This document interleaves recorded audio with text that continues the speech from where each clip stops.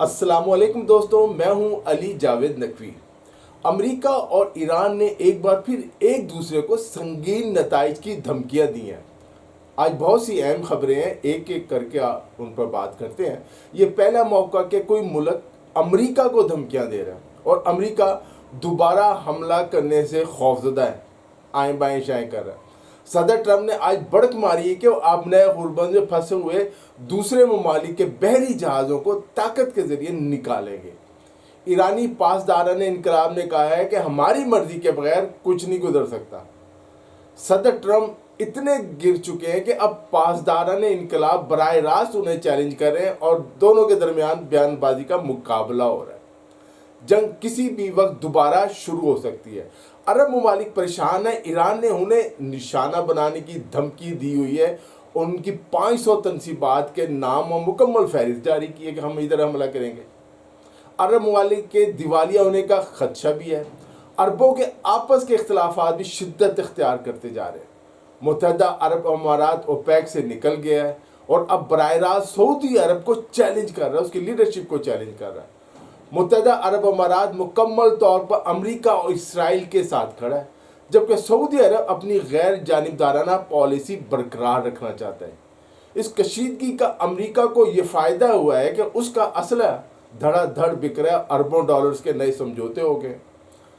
عرب ممالک میں اسلحہ خریدنے کی دوڑ لگی ہوئی ہے، لیکن یہ اسلحہ چلائے گا کون، اس کا کسی کو نہیں پتا۔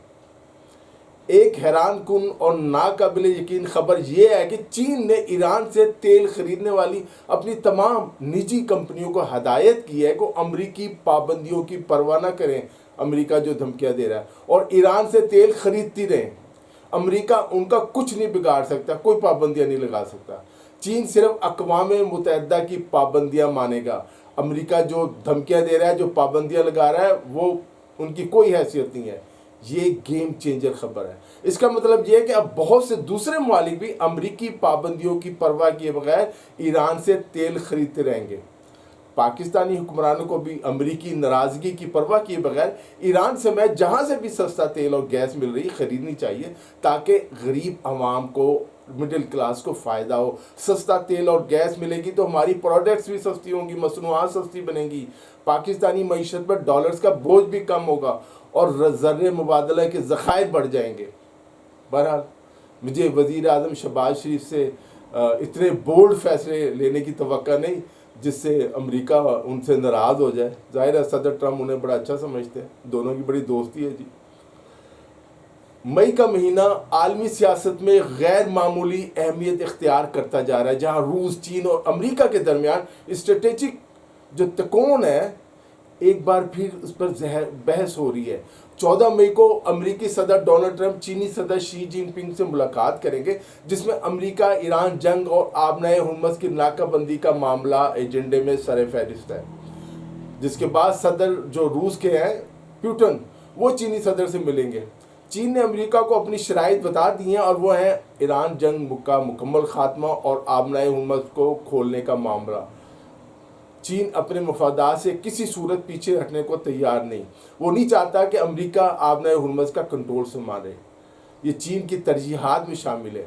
جب بھی دنیا کی 3 بڑی طاقتوں کے رہنما ایک دوسرے کے قریب آتے ہیں تو افواہیں، کیا سرائیاں جنم لیتی ہیں۔ سوال اٹھایا جاتا ہے کہ کیا کوئی بڑا عالمی معاہدہ طے پا سکتا ہے؟ کیا اس کا دنیا کے ترقی پذیر غریب ممالک کو بھی کوئی فائدہ ہوگا، کوئی پاکستان کو بھی کوئی فائدہ ہوگا، یا یہ سب بڑی طاقتور ممالک کی جو ہے بندر بانٹ ہے، یہ تمہارا ہے، یہ میرا ہے، تم یہ لے لو، ہم یہ لے لیتے ہیں۔ غریب بیچارے ممالک پس جاتے ہیں۔ ایک نئے ورلڈ آرڈر کی تشکیل کا عمل جو ہے پہلے ہی شروع ہو چکا ہے، اور یہ ایسا عمل نہیں جسے چند سفارتی ملاقاتوں سے روکا یا پلٹا جا سکے۔ البتہ تاریخ کے اہم موڑ کس انداز میں سامنے آتے ہیں، یہ ضرور امریکہ اور چین کے فیصلوں پر منحصر ہے۔ آج کی دنیا میں امریکہ اور روس دونوں غیر ضروری جنگوں میں الجھے ہوئے ہیں، جن کے اثرات عالمی نظام کو بھی متاثر کر رہے ہیں۔ اس کے برعکس چین طویل عرصے تک اپنی جو ان کشیدگیوں سے، ان جنگوں سے دور رہا ہے، پراکسی وار کا حصہ بھی نہیں رہا۔ مگر اب بیجنگ میں یہ احساس بڑھ رہا ہے کہ وہ ان جنگوں اور ان کے اثرات سے خود کو الگ نہیں رکھ سکتا، اس کی معیشت تباہ ہو سکتی ہے، وہ خود تباہ ہو سکتا ہے۔ چین اپنی پالیسیوں پر اثر نو غور کر رہا ہے۔ اس غور و فکر کا مرکزی سوال سادہ مگر اہم ہے کہ کیا امریکہ کے ساتھ تعلقات میں اب بھی کوئی مثبت راستہ باقی ہے؟ کیا امید کی کوئی کرن ہے کہ امریکہ سے تعلقات بہتر رہیں؟ یا چین کو اپنے مفادات کے تحفظ کے لیے امریکہ کے سامنے کھڑا ہونا پڑے گا، چاہے اس کے لیے امریکہ سے محدود جنگ یا پراکسی وار لڑنی پڑے؟ کئی سالوں تک چین کی معاشی ترقی امریکہ کے ساتھ اس کے تجارتی تعلقات سے جڑی رہی۔ اس تعلق کو اکثر چامریکہ کہا گیا، چین یعنی امریکہ، چامریکہ، جہاں امریکی سرمایہ اور ٹیکنالوجی چینی محنت اور صنعت کے ساتھ مل کر عالمی معیشت کی بنیاد بنے۔ یہ برابری کا رشتہ نہیں تھا مگر دونوں کے لیے فائدہ مند ضرور تھا، دونوں کو فائدہ ہو رہا تھا، امریکہ کو بھی، چین کو بھی۔ طویل عرصے تک یہ سمجھا جاتا رہا کہ معاشی مفاد اس تعلق کو برقرار رکھے گا، مگر اب یہ مفروضہ ٹوٹ چکا ہے۔ 2000 کی دہائی میں آخر تک واشنگٹن میں پریشانی واضح ہونے لگی تھی کہ چین امریکہ سے آگے نکل سکتا ہے، وہ خاموشی سے ترقی کرتا جا رہا ہے۔ امریکہ نے اس تعلق کو مشترکہ فائدے کے بجائے عدم توازن کے طور پر دیکھنا شروع کر دیا کہ کہیں چین بھی روس کی طرح آنکھیں دکھانا نہ شروع کر دے۔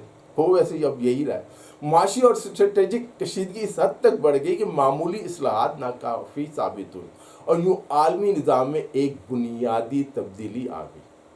ماضی میں عالمی نظام زیادہ تر امریکہ کے مفادات کے مطابق چلتا تھا، مگر اب اس کا زوال شروع ہو چکا ہے۔ اس صورتحال میں واشنگٹن کی حکمت عملی یہ بن گئی ہے کہ اس عبوری دور میں یہ جو ٹائم گزر رہا ہے، زیادہ سے زیادہ فائدہ اٹھایا جائے، سمیٹا جائے، تاکہ مستقبل میں برتری قائم رکھی جا سکے، دنیا کے وسائل پر قبضہ کیا جائے۔ اسی سوچ کی سب سے نمایاں مثال ڈونلڈ ٹرمپ ہے، جن کا انداز سیاست بظاہر غیر روایتی ہے مگر اس کے پیچھے موجود منطق پرانی، یعنی فوری فائدہ حاصل کرو، جس طرح امریکی سامراج کرتا رہا ماضی میں۔ امریکی طاقت کو تیزی سے بڑھاؤ اور پھر اس طاقت کے ذریعے آئندہ عالمی مقابلے میں برتری حاصل کرو، دوسروں ملکوں کو قبضہ کرو، ان کے وسائل پر قبضہ کرو۔ یہ حکمت عملی امریکہ کی سابقہ پالیسی جیسی ہے۔ جارحیت بڑھ گئی ہے، جہاں طویل المدتی عالمی نظام میں سرمایہ کاری کو اب ترجیح دی۔ آج اس کے برعکس فوری مفادات کو ترجیح دے رہے ہیں صدر ٹرمپ جو ہے، دوسرے ملکوں ان کے مسائل پر قبضہ کرتے جا رہے ہیں، کم از کم اعلان کر رہے ہیں کہ یہ کر لیں گے، وہ کر لیں گے، چاہے اس سے عدم استحکام ہو یا دنیا تباہی کی طرف جائے۔ یہ حکمت عملی کامیاب ہوگی یعنی اس پر ابھی سوالیہ نشان موجود ہے۔ ابتدائی مراحل میں مشکلات سامنے آ چکی ہیں امریکہ کو، مگر مجموعی سمت تبدیلی کا امریکہ کے جو ہے بنیادی کوئی اس کی پالیسی میں تبدیلی کا امکان کم ہی دکھائی دے رہا ہے۔ ٹرمپ کے بعد آنے والی جو امریکی صدور ہوں گے، حکومتیں ہوں گی، وہ شاید انداز اس کا بدل لے، مگر یہ جو بنیادی پالیسی ہے دنیا کے وسائل پر قبضہ کرنے کی، انہیں محکوم بنانے کی، یہ پالیسی جاری رہے گی امریکی سامراج کی۔